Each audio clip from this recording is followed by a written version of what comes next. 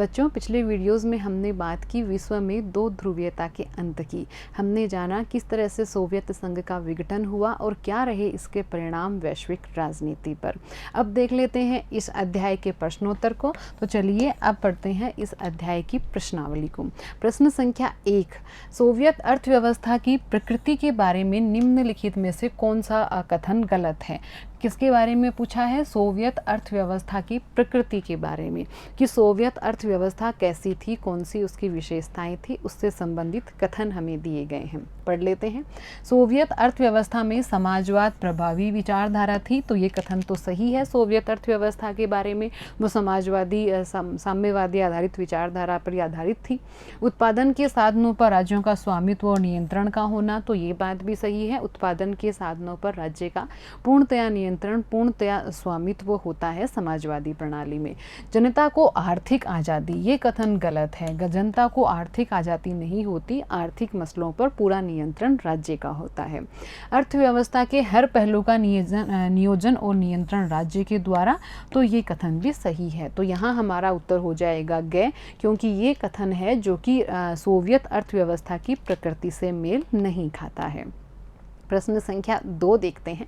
दूसरा प्रश्न कह रहा है कि इनको काल क्रमानुसार सजाना है। अफगान संकट को, बर्लिन दीवार के गिरने को, सोवियत संघ के विघटन को और रूसी क्रांति को। तो देखिए बच्चों, जो रूसी क्रांति थी वो होती है 1917 में, अफगान संकट आता है 1979 में, बर्लिन की दीवार का गिरना है 1989 में और सोवियत संघ का विघटन है 1991 में। तो इनको कालक्रम के अनुसार अब हम सजा सकते हैं आसानी से। सबसे पहले घटना होती है रूसी क्रांति की, फिर हम देख रहे हैं घटना है अफगान संकट की, फिर आएगा बर्लिन दीवार का गिरना और फिर सोवियत संघ का विघटन। अगला प्रश्न लेते हैं।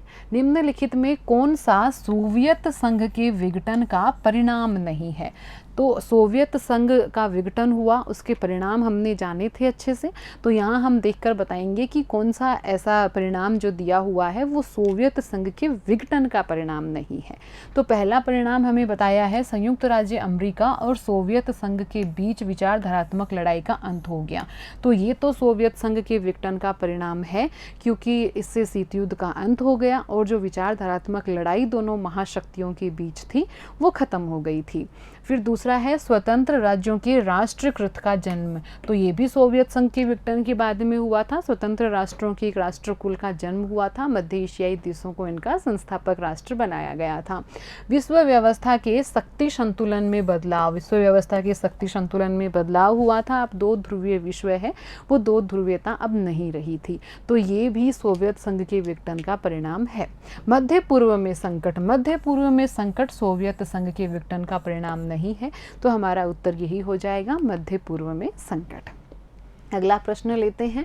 निम्नलिखित में मेल बैठाएं। हमें यहाँ दो स्तंभ दिए हुए हैं, आपस में मेल करना है। पहले देखते हैं मिखाइल गोर्बाचेव। तो मिखाइल गोर्बाचेव हम यहाँ देखेंगे तो सुधारों की शुरुआत से संबंधित हैं मिखाइल गोर्बाचेव।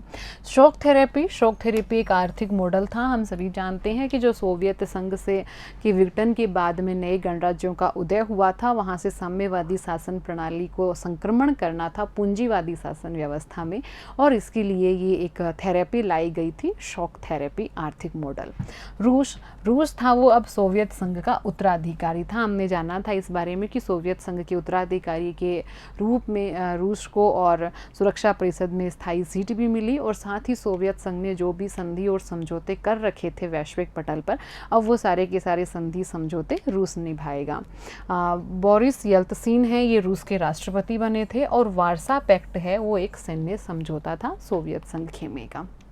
अगला क्वेश्चन, रिक्त स्थानों की पूर्ति करनी है। सोवियत राजनीतिक प्रणाली कौन सी विचारधारा पर आधारित थी? तो यहाँ हम लिखेंगे समाजवादी या फिर साम्यवादी, दोनों में से कोई भी लिख सकते हैं, प्रणाली पर आधारित थी। सोवियत संघ द्वारा बनाया गया सैन्य गठबंधन क्या था? सोवियत संघ द्वारा बनाया गया सैन्य गठबंधन वार्सा पैक्ट था। फिर हम आते हैं पार्टी का सोवियत राजनीतिक व्यवस्था पर दबदबा था, तो ये थी कम्युनिस्ट पार्टी, इसका सोवियत व्यवस्था पर दबदबा था। फिर है 1985 में सोवियत संघ में सुधारों की शुरुआत की किसने की? मिखाइल गोर्बाचेव ने की, और का गिरना युद्ध के शीत युद्ध के अंत का प्रतीक था, वो है बर्लिन की दीवार का गिरना। यहाँ इसके आंसर लिखे हुए हैं। अब हम चलते हैं अगले प्रश्न पर। सोवियत अर्थव्यवस्था को किसी पूंजीवादी देश जैसे कि संयुक्त राज्य अमेरिका की अर्थव्यवस्था से अलग करने वाली किन्हीं 3 विशेषताओं का जिक्र करें। एक है सोवियत अर्थव्यवस्था और दूसरी संयुक्त राज्य की अर्थव्यवस्था। दोनों को में कौन कौन सी बातें अलग हैं? ऐसी कौन सी बातें हैं जो इन दोनों व्यवस्थाओं को, अर्थव्यवस्थाओं को अलग अलग अर्थव्यवस्थाएं बनाती हैं? देखते हैं। सोवियत अर्थव्यवस्था समाजवादी और साम्यवादी अर्थव्यवस्था पर आधारित है, वहीं सोवियत अर्थव्यवस्था योजनाबद्ध और राज्य के नियंत्रण में है। भूमि एवं अन्य उत्पादक संपदाओं पर राज्य का पूरा नियंत्रण है। ये विशेषताएं हैं सोवियत अर्थव्यवस्था की। किन बातों के कारण गोर्बाचेव सोवियत संघ में सुधार के लिए बाध्य हुए? तो ऐसी कौन कौन सी बातें थी जिसकी वजह से मिखाइल गोर्बाचेव को अपनी व्यवस्था में सुधार करने पड़े थे? तो ऐसी बहुत सारी बातें थी। प्रशासनिक अक्रमण्यता आ गई थी, अर्थव्यवस्था है वो काफ़ी कहें कि अपन पिछड़ चुकी थी और बहुत ज़्यादा लोगों में रोष व्याप्त था। तो बहुत सारी बातें ऐसी थी जिसकी वजह से मिखाइल गोर्बाचेव को और सुधार लाने पड़े थे। यहाँ देख लेते हैं हम उत्तर क्या है कि सोवियत संघ में धीरे धीरे नौकरशाही का प्रभाव बढ़ता गया तथा पूरी व्यवस्था नौकरशाही के शिकंजे में कसती चली गई। इसी कारण सोवियत प्रणाली सत्तावादी हो गई थी। लोकतंत्र और अभिव्यक्ति की स्वतंत्रता भी यहाँ नहीं रही थी। साथ ही सोवियत संघ में रूस का प्रभाव था वो बहुत अधिक था। बाकी अन्य गणराज्य थे वो अपने आप को उपेक्षित महसूस कर रहे थे। आर्थिक स्थिति डावाडोल हो चुकी थी। क्यों हो चुकी थी? हथियारों की होड़ की वजह से, सैन्य खर्च बढ़ने की वजह से। बुनियादी और तकनीकी ढांचे में भी लगातार पिछड़ापन आ रहा था। तो ये मुख्य कारण रहे जिसकी वजह से मिखाइल गोर्बाचेव को सुधार की नीतियां लानी पड़ी थी। अगला प्रश्न, भारत जैसे देशों के लिए सोवियत संघ के विघटन के क्या परिणाम हुए? तो देखिए, सोवियत संघ के विघटन से विश्व में केवल एक महाशक्ति रह गई थी, वो थी अमेरिका। भारत जैसे विकासशील देशों की यह मजबूरी थी कि अब वो अमेरिका के साथ चलें। सोवियत संघ के विघटन से अमेरिका का विकासशील देशों जैसे कि अफगानिस्तान, ईरान और इराक में अनावश्यक हस्तक्षेप बढ़ गया था। विश्व के महत्वपूर्ण संगठनों पर अमेरिकी प्रभुत्व कायम हो गया, जिससे भारत जैसे देशों को इनसे मदद लेने के लिए परोक्ष रूप से और अपनी नीतियों का, अमेरिकी नीतियों का समर्थन करना पड़ा था। क्योंकि पहले तो जब दूसरी महाशक्ति थी तो वो इस महाशक्ति की जो शक्ति थी उसका संतुलन करती थी, लेकिन अब केवल एक महाशक्ति रह गई थी। तो इस बात से इनकार नहीं किया जा सकता कि उसके प्रभुत्व में कई बार देशों को अपनी नीतियां बदलनी पड़ी, या फिर उनकी जो कहें कि कोप भाजन से बचने के लिए कहीं ना कहीं तो उसके लिए कदम उठाना ही था। अगला प्रश्न देखते हैं, शॉक थेरेपी क्या थी? क्या साम्यवाद से पूंजीवाद की तरफ संक्रमण का ये सबसे बेहतर तरीका था? सोवियत संघ के पतन के बाद रूस, पूर्वी यूरोप तथा मध्य एशिया के देशों में साम्यवादी से पूंजीवादी व्यवस्था की ओर संक्रमण के लिए ये एक मॉडल अपनाया गया था और इसी मॉडल को शॉक थेरेपी कहा गया। ये विश्व बैंक एवं अंतर्राष्ट्रीय मुद्रा कोष द्वारा निर्देशित मॉडल था।